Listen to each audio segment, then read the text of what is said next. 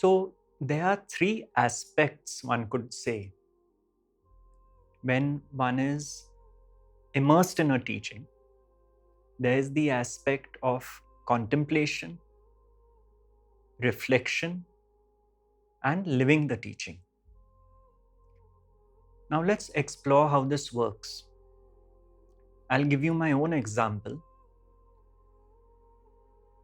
My spiritual teacher in his satsangs would tell everyone that at the end of the day, take 10 minutes. Just sit by yourself with your cup of coffee or whatever. Be comfortable. Main thing is, this is not a rigorous practice. Be comfortable. Think about the events that transpired in the day, the main events. Something happened, you crossed the street and you saw something, or somebody called you and said something which impacted you negatively or positively. The point is, think of these events and then investigate what exactly happened. I saw something, I heard something, touched something, tasted something, smelled something, whatever it may be. I saw something, let's say I was crossing the street and saw an old lady at the opposite end. Seeing that, I helped her cross the street. So, seeing something, a reaction arose within me that resulted in an action, the action of helping the lady across. Now, if I had not seen that old lady, my action would not have happened. Therefore, is it truly my action? If my action depends on something that is seen over which I had no control, is it truly my action?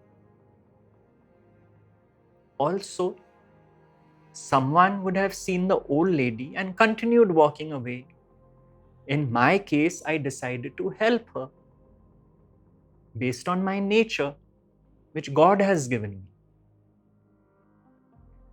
So, Rameshji called this process a process of self-investigation.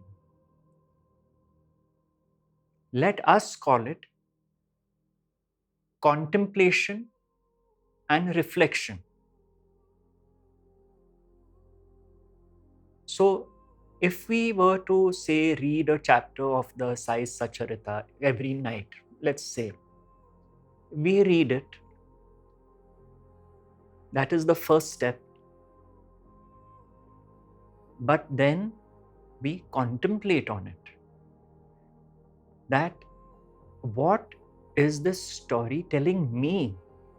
You see, we don't leave the story in the book, because then that is just mental reading, which is yet the first step. But the point is, what do I have to look at as far as this story is concerned?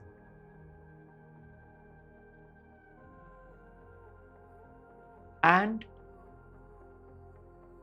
during the course of the day, the week ahead, maybe this story keeps coming to my mind, and I see the essence of it. Where does it fit in my own daily living? So I may still be working on past patterns, habits, etc., because that is hardwired conditioning, which is not going to go overnight. But this process, contemplating on this story,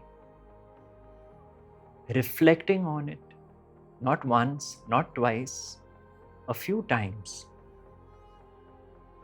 this is a very important step, which leads to living the teaching. When I find that the lesson I have gleaned from this story is being naturally lived by me, then I'm living the teaching.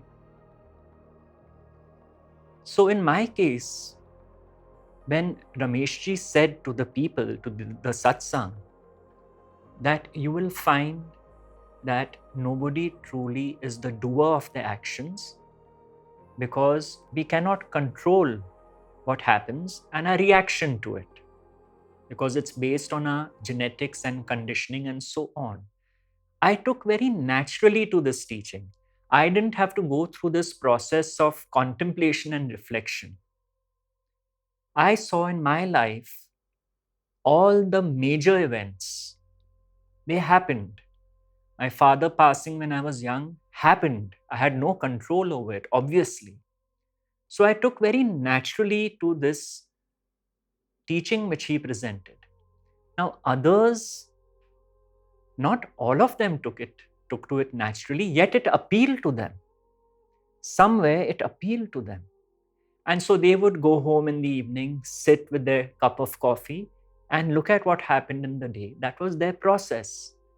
Till they realized by and by that, yes, I am looking at daily living now through the lens of the teaching. So, this is what happens if we read the Sat Charita regularly.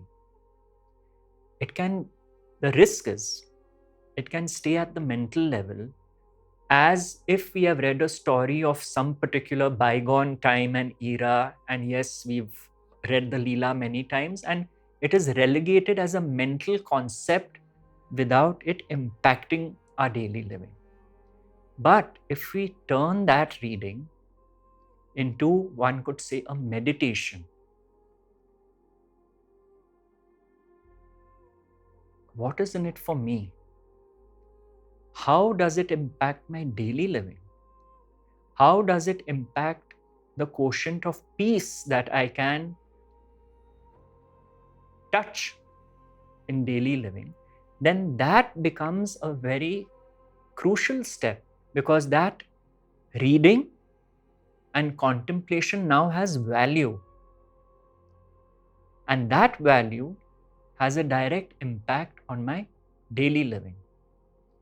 And so, when you start finding that you are naturally living the teachings, in the sense your reaction to what happens in the day, to the people in your life, especially those you don't get along with, when you find that your understanding is now morphing and changing, and more accepting of what is, more accepting of people for who they are, then that reflection and contemplation has got delivered. You see, that is why my teacher would say, it is like getting a driving license. You first learn how to drive, you get the license. But you're still nervous, especially driving through heavy traffic.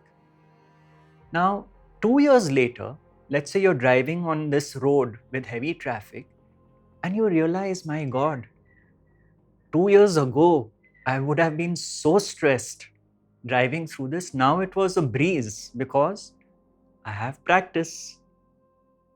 I'm used to it.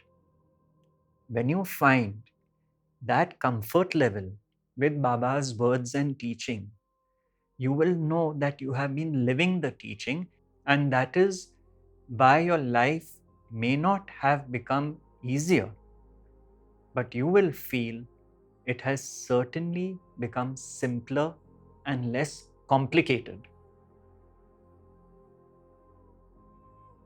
You will find that you are dealing with problems from a different level, from a position of peace, equanimity, and calm.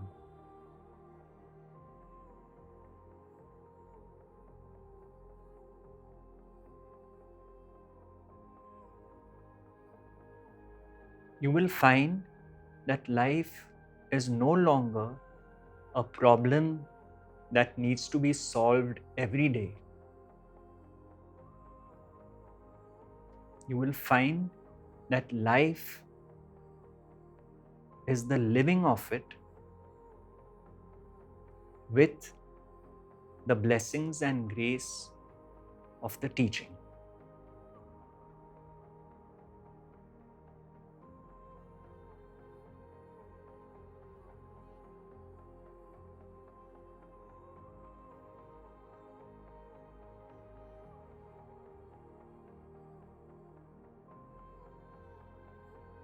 then the prayer changes